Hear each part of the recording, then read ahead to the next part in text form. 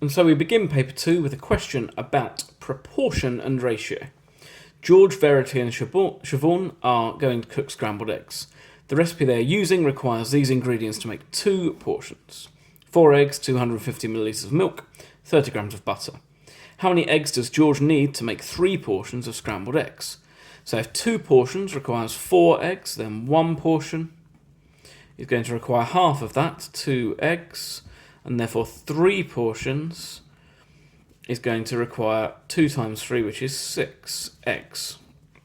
Now I don't need to show that working, but this sort of sets up what I'm going to do for the rest of the setup here. I'm going to write as a ratio, 2 portions is 4 eggs, and I'm going to divide and multiply to give me the number of, in this case, portions that I need. Verity is going to use 75 grams of butter. How much milk will she use? Well, the ratio of butter to milk is 30 to 250. So I need to multiply the 30 by a number which will make that 30 grams of butter into 75 grams of butter.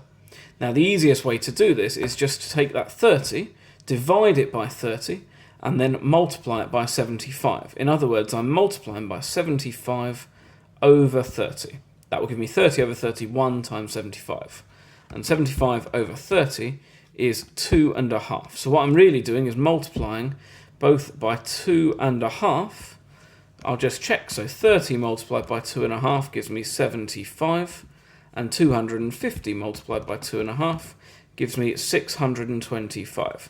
So for 75 grams of butter, I need 625 millilitres of milk.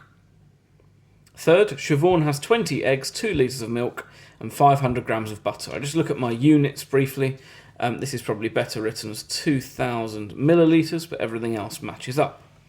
Work out the maximum number of portions of scrambled eggs she can make. What I would probably do here is I would take my ratio. So my original ratio is 4 to 250 to 30. And then I'm going to change each of these numbers to be equal to 20, and then 2,000, and then 500, and see if my other ingredients have run out. So I'll deal with eggs first. I'm going to multiply my number of eggs by 5. So I must do the same for each of these. 4 times 5 is 20. 250 times 5 is 1,250. 30 times 5 is 150. Well, 20 eggs requires 1,250 millilitres of milk. I have that. And 150 grams of butter. I have that. So I know that in total, one set makes 2 portions. So I'm making 2 times 5, 10 portions. Now, if one of these numbers had exceeded the amount I have, what I would have needed to do is then play the same trick here, multiply 250 by 8 in this case, to make 2,000, and multiplying 30 by 500 over 30 to make 500, and seen again where I didn't have any run out ingredients. But here, eggs nice and simple, 10 portions, I've got enough of the other 2 ingredients to make that. Question 2 is a scatter graph. A company has a customer support telephone line. The company records how long each customer waits for their call to be answered. At the end of each call, the customer is asked to rate their satisfaction on a scale of 1 to 10, and we can see that on our axes. The scatter graph shows us information for 20 calls to its support line selected at random. Calculate the percentage of these callers who gave a rating of 8 or more. So I need to look on my y-axis, and 8 or 9 or 10 customer satisfaction ratings. I have 1, 2, 3, 4, 5, 6, 7, 8, 9.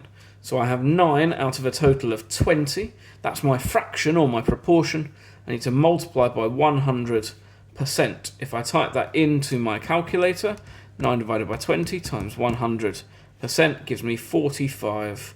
That's my answer to part A. Part B, another caller waited 23 minutes for their call to be answered.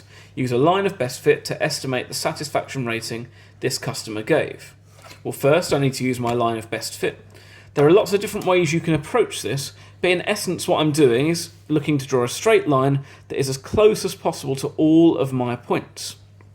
Now in science, you often talk about having the same number of data points on each side of your line of best fit. That's not a bad guide here, but better to think, how can I get as close as possible to all of my points? And it's going to be a line that looks something like this. The exam would be relatively generous with this line of best fit. But I've drawn that on my graph. It looks fairly reasonable, perhaps slightly too high over here, but nothing significant. The caller waits 23 minutes for their call to be answered. That is here. And I can see that I have a satisfaction rating of about 4.8. Well, they can only give their satisfaction rating on a scale of 1 to 10, so my 4.8 becomes a rating of 5, although the exam would let you leave it at 4.8 if it was consistent with your working.